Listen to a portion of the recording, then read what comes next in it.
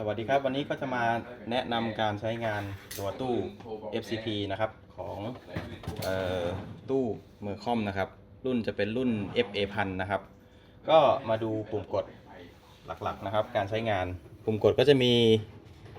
System Reset นะครับ Reset ตู้แล้วก็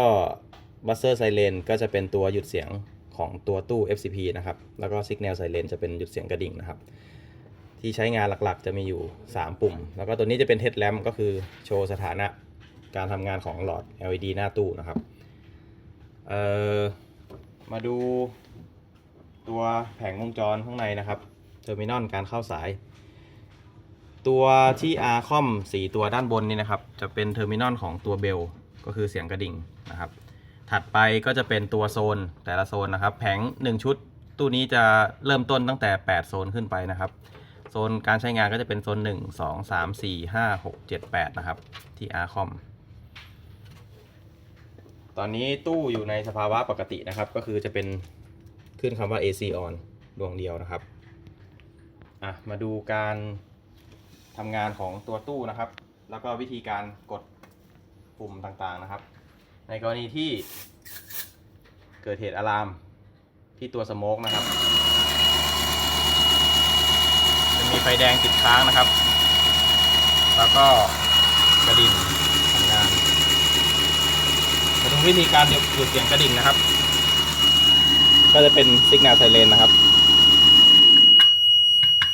เสียงกระดิ่งแล้วก็ตัว Buzzer Silent จะเป็นหยุดเสียงตู้นะครับ2ปุ่มนี้เสร็จแล้วมาทำความสะอาดหัวสโมกนะครับตอนนี้หัวสโมกยังมีไฟแดงติดค้างอยู่ก็คือบิดหัวออกนะครับบิดหัวออกเสร็จแล้วก็ใช้แปรงนะครับปัดทำความสะอาดในกรณีที่ฝุ่นหรือมีควันเข้าไปข้างในนะครับเสร็จแล้วก็ใส่หัวอุปกรณ์คืนเข้าไปจากนั้นก็มากดตัวรีเซ็ตตู้นะครับให้ตู้กลับสู่สภาวะปกติ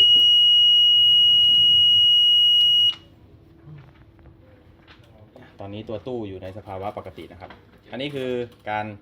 ใช้งานเบื้องต้นเกี่ยวกับปุ่มกดต่างๆนะครับส่วนตัว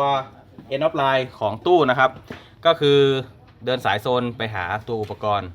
ของทุกตัวไม่ว่าจะเป็นตัวเมนนวลหรือฮีทหรือสโมกนะครับจากนั้นตัวสุดท้ายของโซนจะต้องมี R End of Line คอมไว้ที่ตัวสุดท้ายของทุกโซนนะครับอย่างเช่นตัวนี้นะครับ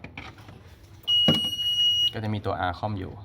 ในกรณีที่สายหลุดหลวมหรือสายขาดหรืออุปกรณ์บิดไม่แน่นนะครับตัวตู้เองจะขึ้นคำว่า Fault ขึ้นมาเป็นโซนที่1นะครับตู้ก็จะขึ้นคำว่า Common Trouble อันนี้คืออาการก็อาจจะเกิดจากสายหลุดนะครับสายหลวมหรือสายขาดนะครับหยุดเสียงตู้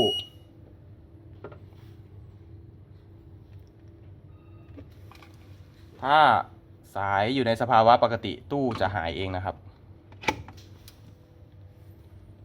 ตู้จะเคลียร์คืนสถานะเป็นสถานะปกตินะครับ